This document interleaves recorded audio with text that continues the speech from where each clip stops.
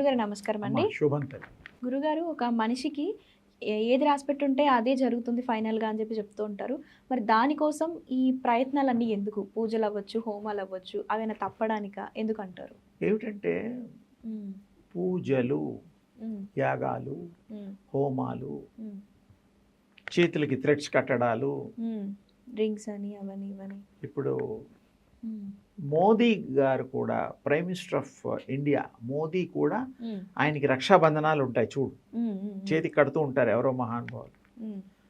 చంద్రబాబు నాయుడు గారు కూడా ఆయన కూడా ఎవరో కడుతూ ఉంటారు. పూజ చేసినవి ఉట్టిగా కట్టరు. పవన్ కళ్యాణ్ అని ఒక గొప్ప వ్యక్తి ఉన్నాడు కదా, ఆయన కూడా డిప్యూటీ సీఎం ఏదో అన్నారు, ఆయన అందరూ గౌరవిస్తున్నారు. ఆయన కూడా థ్రెడ్స్ కట్టుకుంటూ ఉంటారు. ఎవరైనా కట్టుకోవచ్చు. అంటే ఆ థ్రెడ్స్ అనేటువంటిది కూడా పూజ చేసి జస్ట్ లైక్ ఎనర్జీ డిపాజిటర్స్ అన్నమాట అవి. ఇప్పుడు మీరు రోజు వాడే సెల్ ఫోన్లు ఉన్నాయి, 3-4 గంటలు 5-6 గంటలు ఎక్కువ వాడితే తొందరగా అయిపోతుంది, మళ్ళీ ఛార్జింగ్ చేసుకొని మళ్ళీ మనం వాడుకుంటాం, సహజం కదా. అలాగే ఈ బాడీకి కూడా దైవశక్తి కావాలన్నప్పుడు సెల్ఫ్గా కూడా ధ్యానం చేసి సంపాదించవచ్చు, మంత్రోపాసన చేయొచ్చు, యజ్ఞయాగాదులు క్రతువులు చేయొచ్చు, నామం చేయొచ్చు, ఇష్టమైన దేవుణ్ణి మనం ప్రార్థన చేయొచ్చు, తప్పులేదు. అలాగే ఈ థ్రెడ్స్ ఇవి కూడాను దానికి వాళ్ళకి సంబంధించిన డీటెయిల్స్ తీసుకొని ప్రేయర్ చేసి కొన్ని లక్షలు కొన్ని వేలు చేసి ఆ రక్ష, దైవ రక్ష, ఇది రక్షాబంధనం సిస్టరు బ్రదర్కి కట్టేది అది వేరు, ఇది దైవరక్ష అన్నమాట.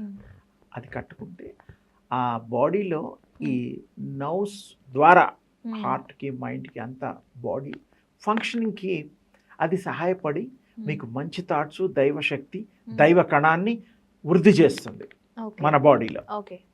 ఏది తింటే అది బలం. ఇప్పుడు మీరు ఫుడ్డే ఉంది, ఏదైనా కొన్ని ఇష్టమైనవి తింటే ఆ దాంట్లో ఉండే విటమిన్సే కదా మన బాడీకి వచ్చేవి. డాక్టర్స్ కూడా తిను ఇది తిను, బాగా హాయిగా ఉండు, హెల్దీగా ఉండు, నో టెన్షన్స్, అవి ఇవి ఏవో చెప్తుంటారు. అలాగే ఇక్కడ కూడా థ్రెడ్స్ కట్టుకున్నప్పుడు భగవంతుడి యొక్క శక్తి అందులో దాగి ఉండేటట్టుగా, ఉంచబడేటట్టుగా వాళ్ళు జపధారలు చేసి దాన్ని థ్రెడ్ను ఒక మంచి శక్తివంతంగా తయారు చేసి కడుతూ ఉంటారు. ఇప్పుడే మళ్ళీ పనిలో అది కేసీఆర్ కూడా కట్టుకునేవారు ఆ మధ్య, ఆయన సీఎంగా ఉన్నప్పుడు. ఎవరైనా కట్టుకుంటారు, ఇది వీళ్ళు వాళ్ళని కాదమ్మా. పూజల్లో ఇంట్లో చేసే భార్య భర్తలు కూడా కొన్ని పూజలకి కంకణాలు కట్టుకుంటూ ఉంటారు. అంటే ఏంటి, ఆ మనిషికి మంచి జరగడం కోసం రక్షాబంధనం.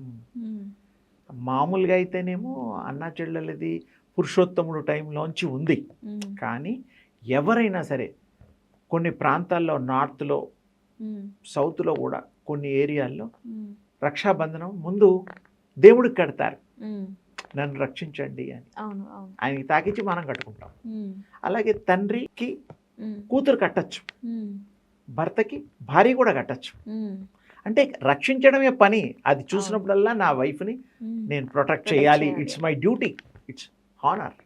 అలాగే చెల్లై, మా అన్నయ్య ఉన్న రోజులు, ప్రాణం ఉన్న రోజులు, పెళ్ళిళ్ళైనా పిల్లలున్నా ఆ ప్రేమలు పోకుండా ఎప్పుడు కలిసిమెలిసి ఉండాలి, ప్రేమగా ఉండాలి, కష్ట సుఖాల్లో పాలు పంచుకోవాలి, నా అన్న అండగా ఉండాలి అని కోరుకోవడం తప్పులేదు. అవన్నీ మన హిందూ సాంప్రదాయంలో, హిందూ తత్వంలో ఒకరిని కోరుకోవడం, ఒకరికి మంచి చేయడం అనేటువంటిది నరాల్లో తరతరాలుగా అది ప్రవహిస్తోంది మన శరీరాల్లో. డిఎన్ఏ అనుకో, జెనెటిక్గా అనుకో, ఇవన్నీ పదాలు, ఇంగ్లీష్ పదాలు ఈ మధ్య వచ్చాయి.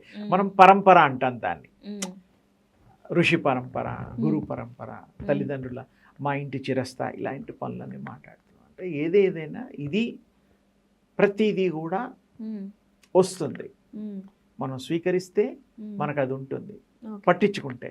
పట్టించుకోకపోతే దాని దారి అది పోతుంది, వీఆర్ ద బిగ్ లూజర్. అంతే కదా. మరి నీకు అవకాశం ఉన్నప్పుడు వాడుకోవాలి, తీసుకోవాలి, దాని మంచిని మీరు గ్రహించాలి. సింపుల్గా చెప్పాను. ఓకే అమ్మ, శుభం తల్లి. ధన్యవాదాలు గురుగారు.